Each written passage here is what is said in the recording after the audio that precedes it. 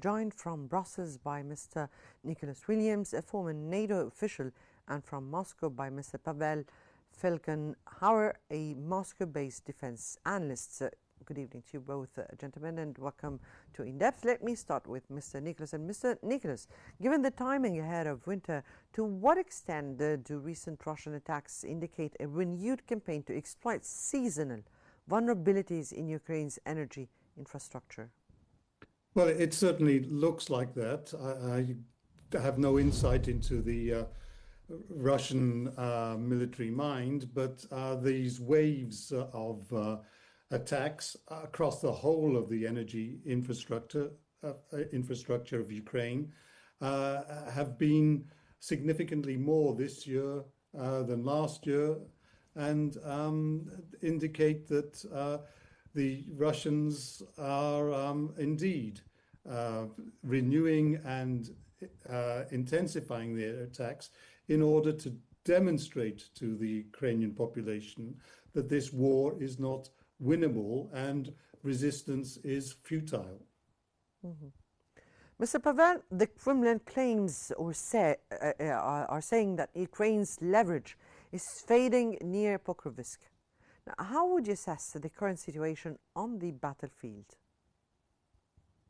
Well, it seems the battle for Pokrovsk is finally coming to an end.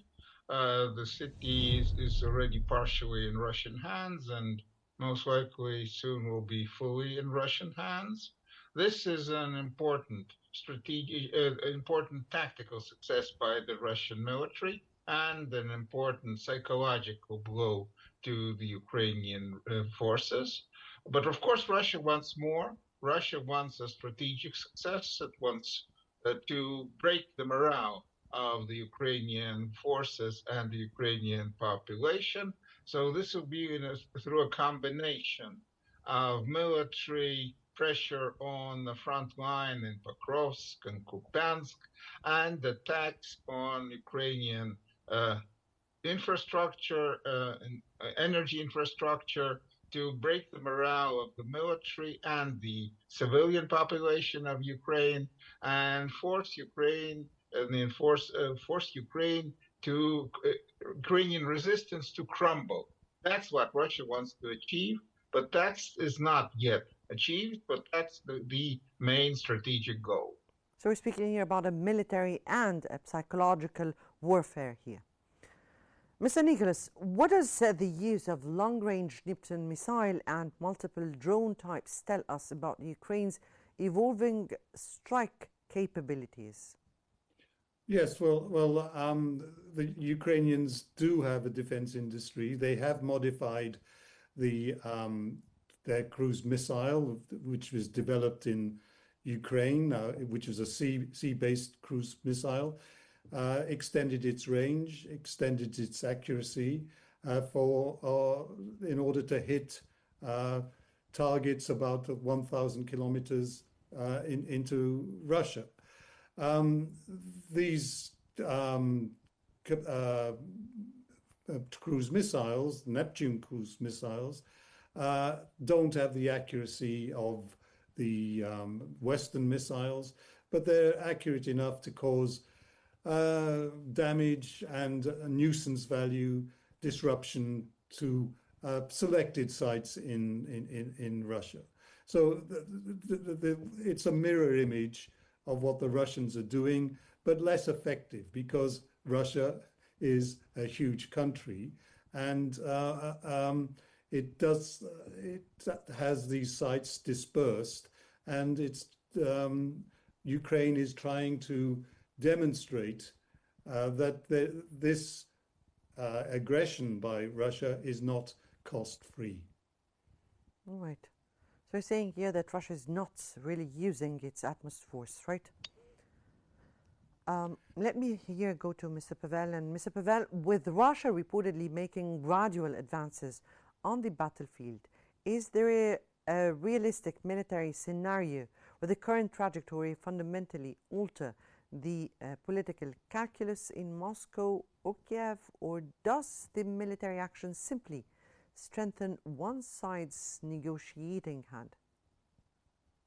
Well, during this year, beginning from February, the Russian intelligence services, the SVR, openly and officially has been saying that Ukraine is a failed state on its last leg, and that another push and they were going to topple, their resistance is going to crumble. So this is the main calculus of the Russian actions: to put more pressure, and then Ukraine begins to crumble and collapse. The regime in Kyiv falls, and Russia achieves its goals of getting a more friendly regime in Kyiv, getting the parts of Ukraine it wants to get, and having control over the other parts. All this long list of Russian demands basically requires that the present regime disappears in Kyiv, and that's been what Russia is trying to achieve. These offensives are not kind of an offensive to kind of break up the Ukrainian front and march on Kiev. It's putting pressure, draining the Ukrainian military dry with heavy losses, and waiting till their morale snaps eventually. Right. Mr. Nicholas, while the world is waiting for peace, there is this ongoing strikes. Now, how would you characterize the current stage of the war, given that both the military and diplomatic tracks appear completely blocked? Well, 6 or so months ago, the Western analysts characterized the war as a sort of stalemate. I don't think it's a stalemate. The Russians, as Mr. Pavel said, are making slow gains, steady gains, relentless gains, and in the hope that Ukraine's spirit, military spirit, will be broken. And I think the current state of the war is that it is a militarily attritional war. The Russians are steadily eroding the capacity of the Ukrainians to resist. But it is a strategic deadlock because, as you say, there is no grounds for peace. There is no little view. ground, yes, for indeed. Yes. Indeed. There's no view as to what the peace deal would look like, because there's no consensus between the two countries. And there is no consensus between both countries and also between their allies, both allies. Mr. Pavel, from your perspective, how effective has Ukraine's long-range campaign been in degrading Russia's oil infrastructure and war financing? Well, this war, I would say, is coming right now to a climax, because the attacks of both sides are becoming more and more long range and effective. And Russia is hitting hard, and Ukraine is trying to do the same. This week, they announced, the Ukrainian military, that they used this so-called cruise missile Flamengo for the first time. And that's potentially a very serious escalation, because it has a warhead of over a ton, which is much, much more than the drones that they will be using previously. And it has a long range, apparently, and could hit important military and industrial targets deep into Russia, or maybe not. We don't know how many Ukraine has such missiles. How will the Russian air defense system fare against them? But this is an escalation. Both Ukraine is going to throw into battle everything it has, and Moscow will escalate, hoping that this will bring an end to the war by the other side, say, quitting the fight. So this is we're going into a time of serious military escalation, of deep attacks into both countries, a kind of war of the cities, like it was in the Iraq-Iran war of the 80s. Mm-hmm. Interesting. Mr. Nicholas, Moscow warns that Kyiv's negotiating position is weakening by the day. Now, how do you assess whether Ukraine's position is truly changing? I think it's weakening, but there is still a lot of resistance. There is still a lot of support from the Europeans who are furnishing the Ukrainians with advanced weapons. There is a problem, though. European support, though solid at the moment, depends on a flow of finance, which the Europeans don't have. The Europeans are running out of money. That's why they're talking about using Russian frozen assets, mainly in Belgium, to finance this war. And the Ukrainians need about $65 billion in order to just finance their government system and their defense in the next 6 months. Well, you can't do that without seizing Russian frozen assets.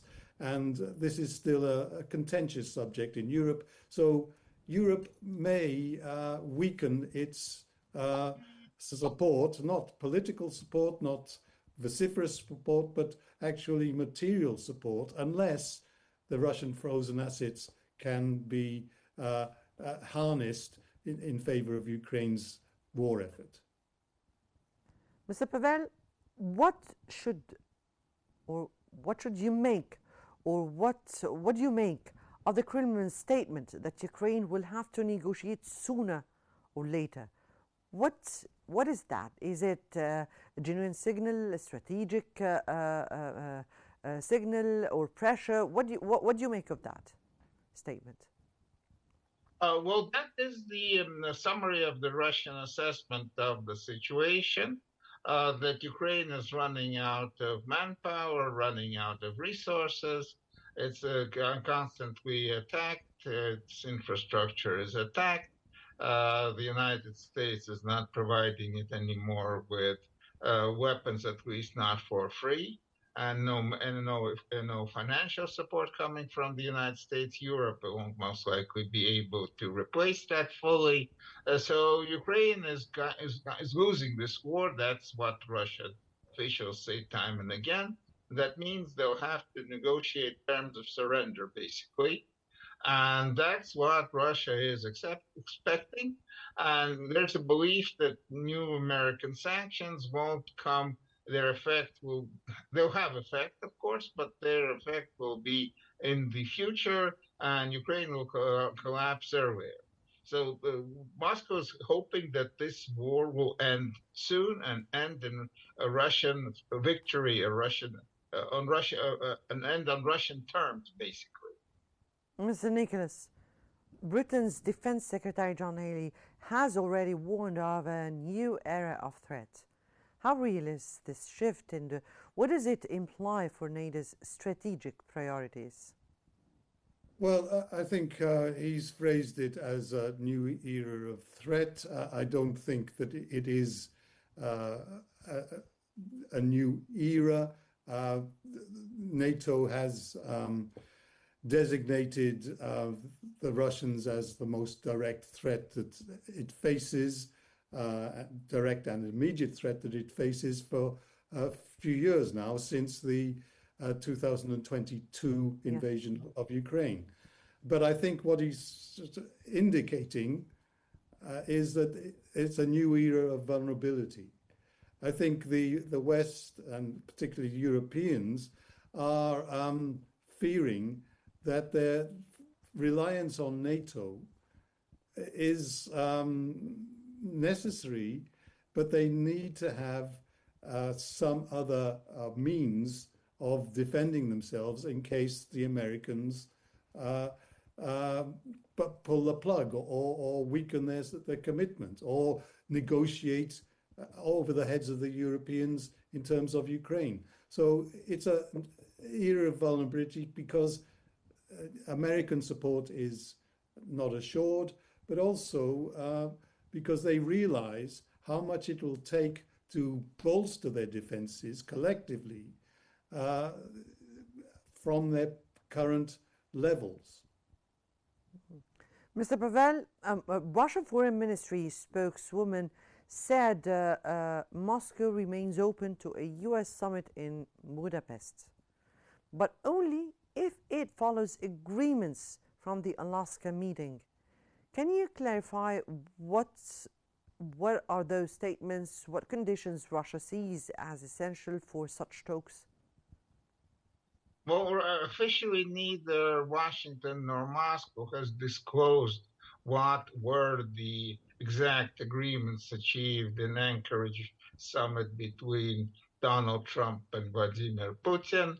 But by inclination, at least the Russian side believes that the United States basically agreed with the Russian position, and that any future resolution of the Ukrainian crisis should be on basically Russian terms, which means that the so-called conditions should be met, which Russia has declined, that will prevent further conflicts in the future, which means basically Ukraine should be disarmed, its military should be disbanded, and parts of Ukraine should be under Russian control. And the rest would be basically, there should be a change in regime in Kyiv, Ukraine more or less turning into a Russian protectorate, no peacekeeping or stabilization forces coming in from NATO countries. So this is a kind of long list which Russian president has officially made public some time ago in June 24, and that position has not changed, and that's what the Russian conditions are. So that's where Russia would want to meet the United States to improve relations with Trump's America, but leave the Ukrainian issue on the side and on kind of Russian conditions. Mm-hmm. Mr. Nicholas, Zelensky has warned Ukraine's allies that Russia is preparing for a big war in Europe by 2029 or 2030. How seriously should the West take these predictions? Well, I think some in the West will take these predictions seriously. There is much to be worried about in terms of Russian military preparations, Russian strategy, and sheer antagonism to the West, which is matched by antagonism from the West and from Europeans to Russia. But I think the key problem that the Europeans are worried about is what's going to happen to this war.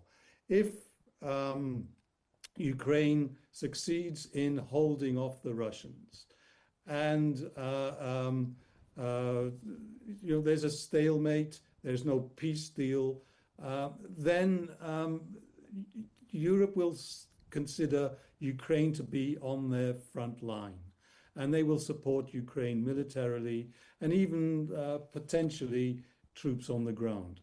So everything depends on the outcome of this current war and this current phase in the war. If Russia takes or attempts to extend the war, say, to take Odessa, that will pose a huge problem for the West, because it's their idea of defending Ukraine in the Donetsk and Donbass regions, eastern Ukraine, I think will have failed. So yes, some countries will take Zelensky's warning seriously, but they're much more worried about what happens next. And that point will return to next, but let me go here to Mr. Pavel. Mr. Pavel, Moscow insists it will not halt war until its strategic objectives are met. What are the minimal strategic objectives that, in your analysis, Russia must achieve to declare success, and how do these contrast with Kyiv's stated goals? Oh, the Russian position again did not change at all. All the negotiations that have been between after Trump came to office with Steve Witkoff, Russia is actually very ready to be flexible on the roadmap and the timetable of achieving its goals. Different ways, different stages, but not the final goals themselves. Russia does not want a pro-Western Ukraine, not only member of NATO, but simply pro-Western Ukraine with a strong military that could be able to resist the Russian military. So that should be removed, basically. Large parts of Ukraine, which the Russian leadership and President Putin believe are actually part of Russia historically, should become part of Russia. Other parts maybe should go to to Poland and Romania and the Hungary, and there's maybe some kind of left rump Ukraine that will be semi kind of autonomous or sovereign, but still a kind of protectorate basically of Russia, and that will be because again it's believed that Putin says many times that Ukrainians or Russians are basically one nation and should eventually be together.